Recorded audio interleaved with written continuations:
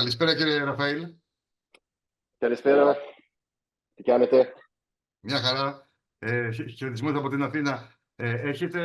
Είμαι πολύ χαρούμενος που μιλάω μαζί σας. Είσαστε ένας Έλληνας από το Λεβάντε, από την ευρύτερη περιοχή της Συρίας και έχετε πολύ ενδιαφέροντα πράγματα να μας πείτε γι' αυτό. Τη συνέντευξη θα την κάνουμε στα αγγλικά, όπως είπατε, καθώς είναι η γλώσσα που μιλάτε καλύτερα.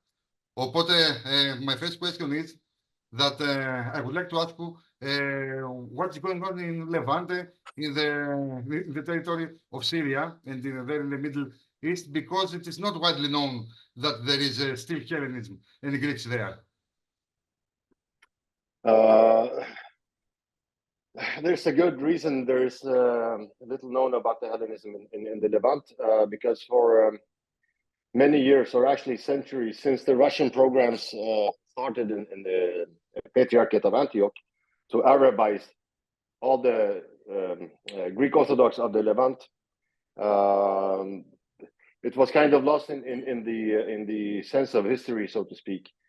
But for at least now 10, 12 years, people are waking up, because now you cannot censor history with internet. So people are finding out by themselves that, well, we are not Arabs, one. We may speak Arabic, but it's not very strange. For 1400 years, we're Arab occupation.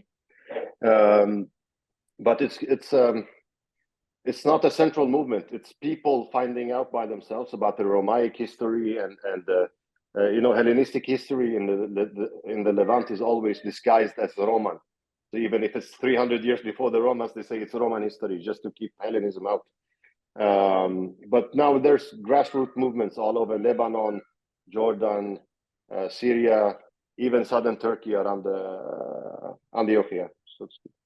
What kind of movements? You mean about movements to show up again the Greek roots of the people there? Definitely.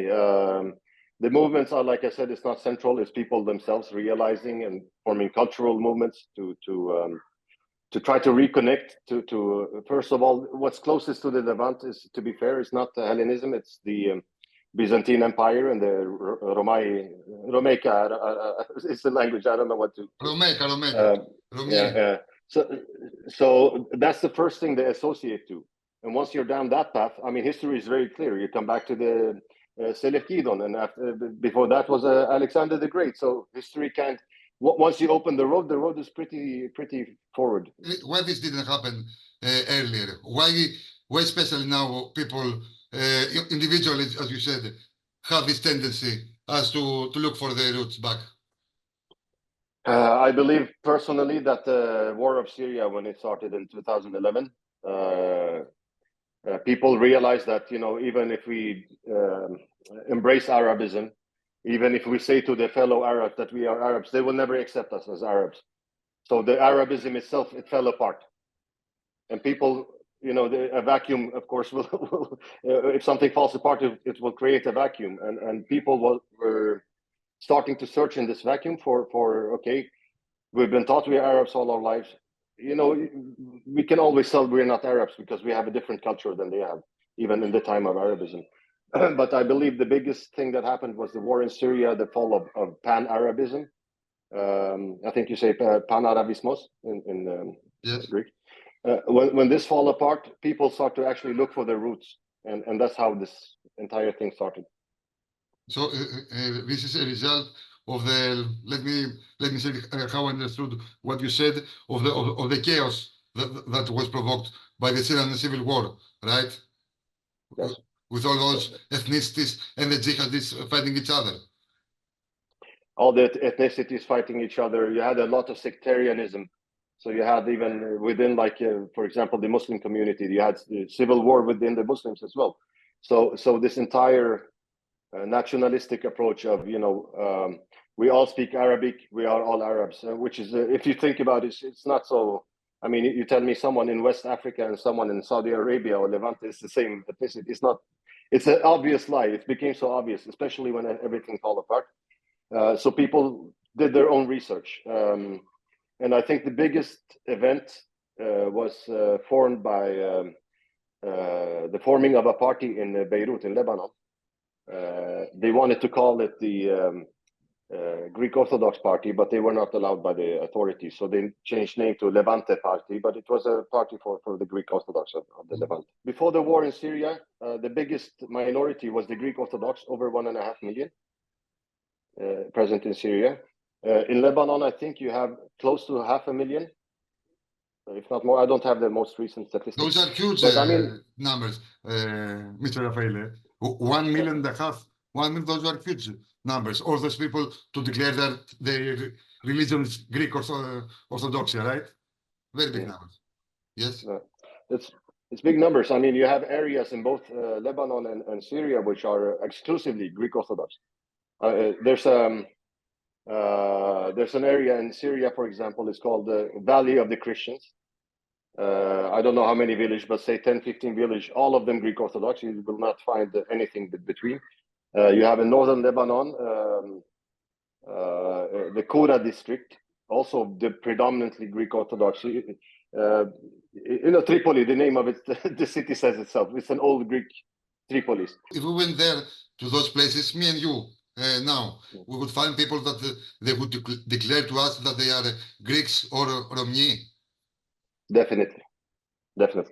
And I think what many Greeks that I speak to that go visit these areas is that I heard it as late as yesterday from a priest who went to Syria. He said, if the signs were not in Arabic, I will think I'm in a village in Kriti. So all the customs are the same,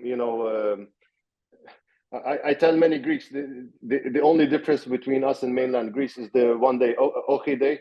Otherwise, we have the same holidays, we have the same exact tradition for everything. There's only one day that differs us from. And of course, Greek Independence Day, but it's also celebrated in Damascus and Beirut today. Where do you think this, let me say, the awakening of the nationality can lead? And my people, so to say, so it's kind of a personal reflection. We don't want to become like the Pontians, like a refugee group coming to Greece.